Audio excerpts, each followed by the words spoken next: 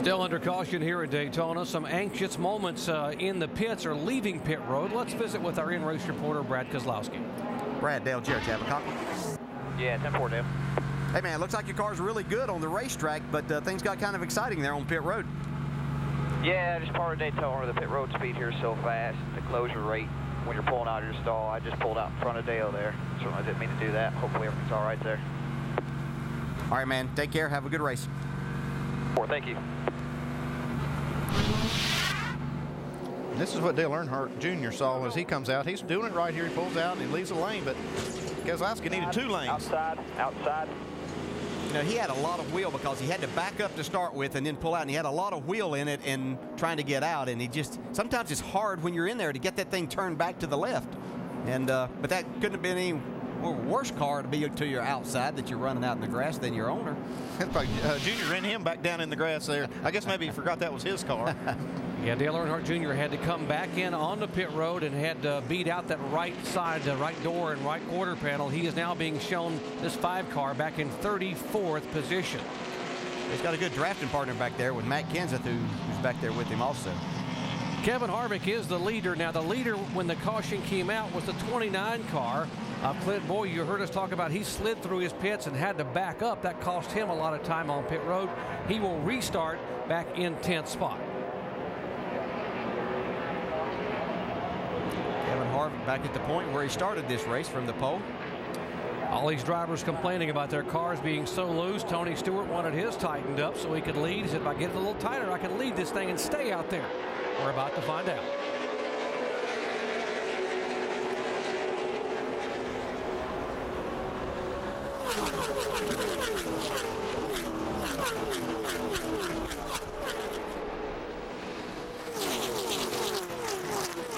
Single file up front. Harvick, Stewart, Kyle Busch, Waltrip, and Biffle, the top 5. This is Brad Kozlowski we're riding along with, looking at the back of Greg Biffle.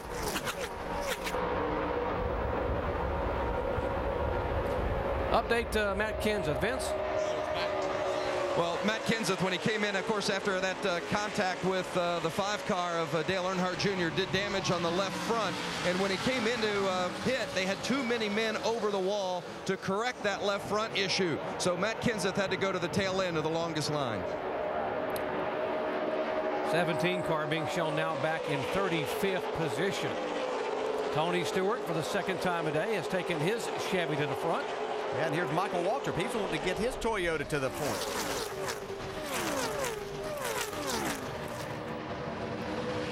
Michael Waltrip did not run a single race in this series a year ago. He plans to change that here in 2009. Wouldn't mind, by the way, starting out the year with a nice W here at Daytona. This is a good opportunity to gain some spots while the tires are good, because once the tires get worn a little bit, you can't make as many spots quickly as you're seeing right here. Here on the right side of your screen is Dale Earnhardt Jr. in the 5, Matt Kenseth in the 17. They're trying to get hooked up together to run this front pack down. They're quite a ways back, but with this package, you're really never in danger of losing the draft unless your car is just not good at all. And you can see Junior and Matt making their way towards the front. It doesn't look like that damage has hurt their cars any. They're still able to go pretty good. They are about 5 seconds. Well, they were 5.2 seconds behind the leaders. They are now 4.6 seconds back, so they're closing in.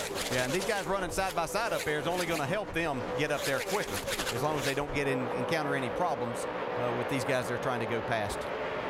See Michael Waltrip down on the bottom. He's one of the best drafters I've ever seen, and I think he's going to have a good shot at this thing when it comes right down to it. Yeah, he just doesn't have much lined up on the bottom with him. Harvick hasn't been able to get up to his bumper and really push him. And you see Kozlowski right behind him. Jamie? Michael Waltrip, guys, he hasn't been in a nationwide race since 2006, so he decided to run his own equipment and see what they had.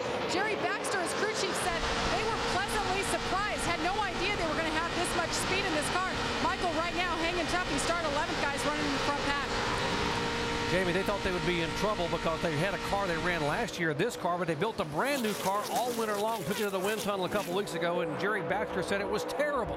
So we decided we're going to just bring the car from last year, and guess what? Last year's car is pretty good. I've seen it go like that for years, and it get worse. You build those new cars, you just know they're going to be better, and when you take them to the wind tunnel and they're not, it just kind of just kills you. Side-by-side action up front. Greg Biffle says, let me be listed as a leader today. Yeah, he was up in that high line kind of pushing things along there, and all of a sudden dove to the inside. Wants to get to the front. Like he might lead this lap.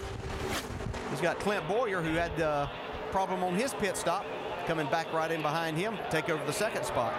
So the Biff becomes the 5th different leader at Daytona. And Tony Stewart trying to get some drafting help up high from Kyle Busch, his former teammate at Joe Gibbs Racing, if he can come back by.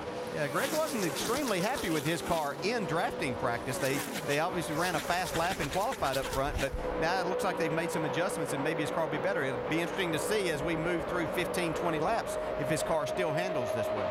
You see that 10 car in that middle of that group, that's David Rudeman. I haven't mentioned his name yet, but he's getting his car right here in the mix. He's right in front of our in-race reporter right here, Brad Keselowski. See the 07 champion, Carl Edwards, there in the 60 car. Edwards now is back up in the top 10 at 9th position.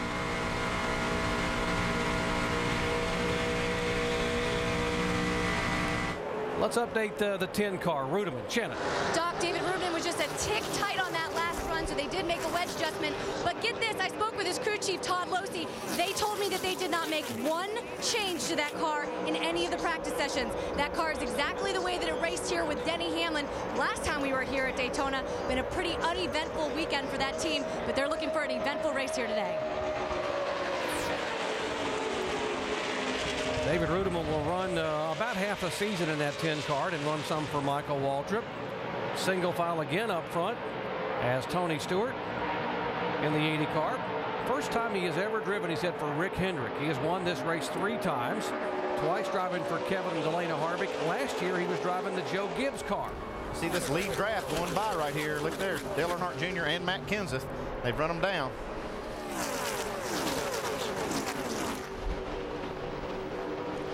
Nice. 2 guys I see in there too that probably makes Rusty Wallace pretty happy are his son Steven and Brendan Gaughan in the 62 car.